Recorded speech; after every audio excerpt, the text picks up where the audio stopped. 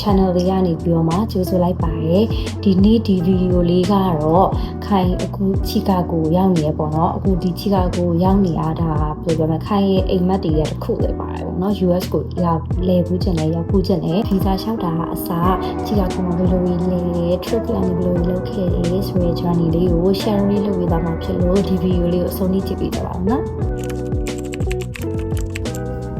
ပထမဆုံးပြောချင်တာပေါ့နော်ပထမဆုံးကဒါ US ကိုလာမယ်ဆိုလို့ရှိရင်အားလုံးသိကြတဲ့အတိုင်း visa တော်တော်လေးခက်တယ်ပေါ့နော်တော်တော်လေးခက်တယ်ပြီးတော့ခံရကြတော့ဒီကျောင်းတက်တာမဟုတ်ပဲねအလဲပဲသွားလဲချင်တာပေါ့နော်သွားလဲချင်တာဖြစ်တဲ့အတွက်ကြောင့်မို့လို့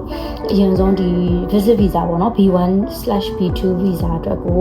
ဘာလို့လဲဆိုတော့အရင်ဆုံးစပြီးတော့ research လုပ်တယ်ပေါ့နော်ဆိုတော့ visa လျှောက်တာပေါ့ interview ဝင်တာအကုန်လုံးနှီးပါတော်တော်များပေါ့နော်အဲ့ဒါခိုင်တယောက်တည်းပဲလုပ်ခဲ့ရဖြစ်တဲ့အတွက်ကြောင့်မို့လို့ဒီ vlog လေးမှာဒီjourney လေးကို sharing လုပ်သွားပြီးမှဖြစ်ပါတယ်ပေါ့နော်ပထမဆုံး visa ကခိုင်တို့ဒီ appointment ပြီးခဲ့တဲ့နှစ်2024ဒီဟွာလောက်ကဖွင့်တာ October November လာမသိဘူးမှတ်မိတော့အဲ့တော့ appointment ကဖွင့်မယ်ပေါ့နော်appointment ဖွင့်ပေးမယ်ရန်ကုန်မှာပဲတန်ရုံ appointment ဖွင့်မယ်ဆိုတဲ့ခါကျတော့တကယ်ချင်းတွေကပြောလာရပေါ့နော်ပြောလာရတော့ခိုင် okay ရှောက်ကြည့်မယ်ငါနောက်နေ့ထဲမှာတော့ငါသွားချင်တယ်ပေါ့နော်သွားလဲညီမလေးကလည်းဒီချီတာကတော့ကြောင်းတက်နေရဆိုသူရှိလဲသွားလဲရင်းနဲ့သွားလဲမယ်ပေါ့နော်ဆိုတော့အဲ့လို plan လေးဆွဲပြီးတော့ appointment date ကိုယူရပေါ့နော်အဲ့ appointment date ယူတဲ့နေရာမှာလည်းတော်တော်လေး challenging ဖြစ်တယ်ဘာဖြစ်လို့လဲဆိုတော့ဖွင့်တဲ့ slot ဖွင့်တဲ့အချိန်အရန်ကိုဖွင့်တဲ့အချိန်ကအဆင်ပြေတယ်ဒါပေမဲ့ဖွင့်တဲ့ slot ကအရန် limited ဖြစ်နေတဲ့အတွက်ရှောက်တဲ့လူအရန်များရဲ့များရဲ့ဒီမှာကိုကဒီဘယ်လိုပြောမလဲဒီကိုလိုချင်တဲ့ရက်ပေါ့နော်ရက်ဒီအချိန်တွေစသဖြင့်အဲ့အရာတွေကိုကိုကမြန်ဆန်ဆန်ရွေးနိုင်ပြီးတော့ကိုယ့်ရဲ့ information တွေ data တွေကလည်းကိုမြန်ဆန်ဆန်ထည့်နိုင်ပြီးတော့ယူနိုင်တယ်ဆိုလို့ရှိရင်တော့ appointment ရရတယ်လို့ထင်တယ်ပေါ့နော်ခိုင်တော့ဆိုခိုင်ရဲ့ computer မှာnote ထဲမှာခိုင်အကုန်လုံးပေါ့နော်ဒီ DS1CC ဖြည့်ထားတဲ့ဒီ code number တွေပြီးရင် password number တွေအကုန်လုံးကိုရေးထားပြီးတော့ copy paste တန်းလုပ်လို့ရအောင်ပေါ့နော် ready အကုန်ပြင်ထားရဲပြီးတော့ appointment ဖွင့်တဲ့အချိန်မှာချက်ချင်းကို copy paste လုပ်ပြီးတော့မြန်ဆန်ယူခဲ့ပေါ့နော်အဲ့ဒါကြောင့်ခိုင် appointment ရသွားတယ် appointment ရတဲ့ date ကရန်ကုန်မှာ January 20ကျော်ပေါ့နော်အဲ့ဝင်ကျင်တော့ရတယ်ပေါ့ရတယ်ဆို okay ဖြည့်မယ်ရင်တစ်ခေါက်လွန်ခဲ့တဲ့3နှစ်ကျော်လောက်ကအဲ့တော့အကြောင်းတက်မယ်ဆိုတော့တစ်ခါ try နေရော first time အောင် visa reject ဖြစ်တာပေါ့နော်F1 visa reject ဖြစ်တာဒါပေမဲ့အခုကကျတော့အကြောင်းလေးတစ်ခါမှအလဲပဲသွားမှပြီးပြန်လာမယ်ဆိုတော့ခိုင်ရဲ့ဒီ visa ကိုအဲ့လိုမျိုးရှောင်မယ်ဆိုပြီးတော့ပြင်ဆင်ခဲ့ရပေါ့နော်ဆိုတော့visa interview ဖြည့်ပဲနေပေါ့နော် visa interview မတိုင်ခင်မှာတော့ခိုင် interview question လေးလာပြတယ်ပေါ့နော် YouTube ဒီမှာလည်းကြည့်ရပြီးတော့ခိုင်တစ်ချက်ဘယ်လိုပြောမလဲ interview practice လေးလုပ်လို့ရတဲ့အကိုတယောက်နဲ့လည်းခိုင်interview practice လေးလုပ်ခဲ့ပေါ့အဓိကတော့သိချင်တာဘယ်လိုမျိုး question လေးလာတတ်လဲကိုဖြေတာအဆင်ပြေနေလားဆိုတော့သိချင်တယ်လည်းအဲ့အကိုတယောက်နဲ့practice လုပ်ခဲ့ပေါ့နော်ဆိုတော့ interview ဝင်တဲ့နေ့မှာdocument တွေလည်းခိုင်မှမယူရဘူးအဓိကတော့ကိုယ့်ရဲ့ဒီအလုပ်ခိုင်းဒီ creative studio ပေါ့နော် animation studio runner ဆိုတော့business card လေးယူရတယ်ဒီလုပ်ပါတယ်ဆိုတဲ့ဟာလေးယူရတယ်ဒါပေမဲ့အဲ့ဒါလည်းတောင်းမကြည့်ခဲ့ဘူးပေါ့နော်ဒါပေမဲ့ခိုင်ဘက်ကပြင်ဆင်သွားတာပေါ့ပြီးလို့ရှိရင်ဓာတ်ပုံကလည်းလိုမပဲတကယ်လို့သူတို့ရှိမှတင်ထားတဲ့ဓာတ်ပုံကဝါခဲ့လို့ရှိရင်လိုရမရဆိုပြီးတော့ဒီဓာတ်ပုံ2လက်မပတ်လာတယ်အဲ့ဓာတ်ပုံယူသွားတယ်passport photo ပေါ့နော်ယူသွားတယ်ပြီးလို့ရှိရင်မှတ်ပုံတင်တို့တခြားဘာညာလိုအပ်တဲ့ဟာလေးကိုယူသွားတယ်ဒါပေမဲ့အရှိမှာတော့ appointment letter ပေါ့နော်print out ထုတ်တဲ့ဟာကိုပြပြီးတော့ဝင်ရတယ်ပေါ့နော်တန်ရုံမှာဒါကတော်တော်များသိပြီးသွားကြပြီထင်တယ်ဆိုတော့အမှ interview ဖြည့်ရပေါ့နော်ဖြည့်တော့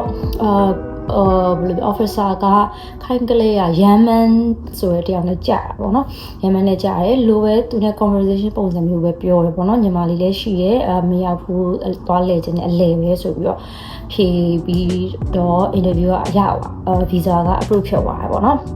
ဆို visa approve ဖြစ်သွားတဲ့အချိန်မှာခိုင်ကဒီ Chicago လာလဲမယ်ဆိုတော့ဘယ်အချိန်အကောင်းဆုံးဖြစ်မလဲပေါ့နော်အဲ့တော့အရန်အေးရဒဏ်လည်းမခံနိုင်အောင်ဆိုတော့နည်းနည်းလေးကိုလည်းအလုပ်အားမဲ့အချိန်ပြီးလို့ရှိရင်weather လည်းအဆင်ပြေမဲ့အချိန်အဲ့တော့ခါ spring ကိုရွေးလိုက်တယ်ပေါ့နော်ဒီ April လကုန်လောက်ဆိုလို့ရှိရင်တကြံလည်းအပီအလုပ်လည်းနည်းနည်းလေးပါတဲ့အချိန်ပေါ့နော်တစ်လလောက်သွားလိုက်မယ်ပေါ့နောက်သွားလိုက်မယ်ဆိုတော့အမှApril လကုန်လောက်ကိုခိုင်း မှန်လိုက်တယ်ပေါ့နော် plan လိုက်တယ်ပေါ့ဆိုတော့ April လကုန်လောက်ကိုတကယ်ကတော့ညီမလေးဝယ်ပြီးတာပေါ့သူကတော့ booking.com ကနေပြီးတော့ဝယ်လို့ထင်တယ်ပေါ့နော်သူ့ကိုပဲဖြတ်ခိုင်းလိုက်တယ်ပြီးတော့ခိုင်မျိုးသားဘန်လောက်မှာဆိုတော့ထိုင်းကိုအရင်သွားပြီးတော့မှထိုင်းကနေမှThai Airways နဲ့ Thai Bay Transit ပေါ့နော် Thai Bay ပါThai Bay ကို3နာရီကျော်လောက်စီးရတယ်ပေါ့နော်ပြီးလို့ရှိရင်Thai Bay မှာခဏနား2နာရီကျော်လောက်လေးကိုခဏစောင့်ရပေါ့နော်ပြီးတော့အဲ့ကနေမှခိုင်ကနောက်ထပ် Eva Air နဲ့ဒီချီကာကိုရောက်တယ်ပေါ့နော်ဆိုတော့day 1 in Chicago ခိုင်ရောက်တဲ့အချိန်ကည9နာရီပေါ့နော်ည9နာရီဆိုတလန်းလုံးလင်းရောမှာလဲအိတ်လိုက်စားလိုက်အိတ်လာတာများတယ်ပေါ့နော်14နာရီလောက်စီရတယ်ထိုင်ပြီးကနေဆိုလို့ရှိရင်ဆိုတော့အိတ်လာများတဲ့ခါကျတော့ရောက်သွားတဲ့အချိန်ကည9နာရီဆိုတော့ပြန်မအိတ်ချင်နေဘူးပေါ့နော်ဒါပေမဲ့ငါ jet lag ဖြစ်မယ်ငါဒီဘယ်လိုပြောမလဲနည်းနည်းလေး sleep pattern တွေအဆင်ပြေဖြစ်မှာဆိုရတဲ့အတွက်စူးစားပန်းစားဖြစ်မြင်ပြီးတော့အိတ်လိုက်တာ2နာရီလောက်ကြာအိတ်ပျော်သွားတယ်ပေါ့နော်အဲ့ဒါနဲ့မနေ့ကျတော့အဲ့လို9နာရီ10နာရီလောက်နိုးပြီးတော့ day 1ဆိုတော့လုံးဝgo around ပေါ့နော်ဒီဘယ်လိုပြောမလဲဒီညီမလေးနေတဲ့ apartment နားမှာဘာလေးရှိလဲပြီးလို့ရှင်ဒီစားဖို့တောက်ဖို့ grocery ပိုင်းနဲ့ဘာဝယ်မယ်ပေါ့နော်ဆိုပြီးညီမလေးနဲ့ track တယ်ပေါ့နော်ဆိုတော့အိမ်နားမှာ peace market ရှိရပေါ့နော်သူကတော့ဒီဘယ်လိုပြောမလဲmini market supermarket လောက်တော့ရှိရ supermarket ပေါ့နော် supermarket ရှိရဆိုတော့အမှ grocery အကုန်ရတယ်အသားငါအသီးအနှံပေါင်မော့အကုန်နီးပါပေါ့နော်ရတယ်ဆိုတော့အမှဈေးဝယ်ပြီးတော့ first thing first ဖုန်းနဲ့ internet လိုရပေါ့နော်ဆိုတော့အစားတော့ညီမလေးကဒီ Peace Market မှာဒီဘယ်လိုပြောမလဲဒီ SIM card ရောင်းတဲ့ကပ်ပြားလေးရှိရဲအဲ့ဒါလေးဝယ်မလားဆိုပြီးလိုက်ရှာသေးတယ်ဒါပေမဲ့အရန်ချိုးတိတ်လဲအဆင်ပြေရတယ်မတွေ့ဘူးပေါ့နော်ညီမလေးက research လုပ်ကြည့်ပြီးတော့မှဒီ Mint Mobile Visible ဆိုတဲ့ app လေးရှိရပေါ့နော်ခဏနေအဲ့ app လေးကိုဒီ screenshot လေးပြလိုက်ပြီပေါ့နော် Visible ဆိုတဲ့ app လေးပေါ့အဲ့ app ကနေပြီးတော့မှညီမလေးကဝယ်ပေးလိုက်တယ်ပေါ့နော်အဓိကခိုင်း phone call လည်းမပြောချင်ဘူးအဓိကခိုင်းတော့က internet access unlimited ရဖို့က first priority ပေါ့နော်ဘာလို့အပြင်တွေပါသွားမယ်ရထားစီးမယ်location တွေရှာမယ် Google Map ကြည့်မယ်ဆိုလို့ရှိရင်internet ကမရှိမဖြစ်ကိုလိုတာဆိုတော့ခိုင်းတော့က unlimited internet ဒီခိုင်းနေတဲ့တစ်လမှာရဖို့ first priority ဆိုတော့ internet unlimited ရတဲ့ဟာကိုရွေးပြီးဝယ်လိုက်တော့$25ပေးရတယ်တစ်လကိုပေါ့နော်ဆိုတော့အဲ့ဒါလေးဝယ်လိုက်တော့ဖုန်းနဲ့ internet နဲ့ရသွားပြီပေါ့နော်အဲ့တော့ဘယ်တောင်းလဲဘာကြီးလုံးလဲဘာကြီးစားလဲစပြီးတော့ညီမလေးရဲ့တိုင်နေတယ်ပေါ့နော်ဆိုတော့အဲ့ဒါပထမဆုံးinternet လည်းဝယ်ပြီးသွားတဲ့အချိန်မှာညီမလေးကခံ transportation အတွက်ကိုဒီ Ventra card ပေါ့နော်ဒီမှာ Ventra card ဒီ Apple Wallet တွေကိုထည့်ထားတယ်အဲ့ကတ်လေးဝယ်ပေးလိုက်တယ် Apple Wallet တွေထည့်ထားတော့ဒီဖုန်းနဲ့ပဲအဲ့ Ventra card ကိုဒီ wallet ကိုရထားပဲ CC bus ကားပဲ CC scan လိုက်တာနဲ့ရတယ်အဲ့ဒါကတော့နည်းနည်းလေးဈေးများတယ်ခိုင်ထနာမမရဲ့$45မသိဘူးပေါ့နော်အဲ့ဒါအလောက်ပေးရတယ်ဒါပေမဲ့တစ်လလုံးတိုက်တဲ့နေရာသွားရထားဘတ်ကအကုန်စီလို့ရတယ်နော်ဆိုတော့တခါတော့ရှောက်သွားနေမှာဆိုတော့တလားစာပို့တန်နေထင်လို့ဝယ်လိုက်တယ်ပေါ့နော်ဆိုတော့ transportation လေးရပြီ phone internet လေးရပြီဆိုတော့ရှောက်သွားကြမယ်ပေါ့နော်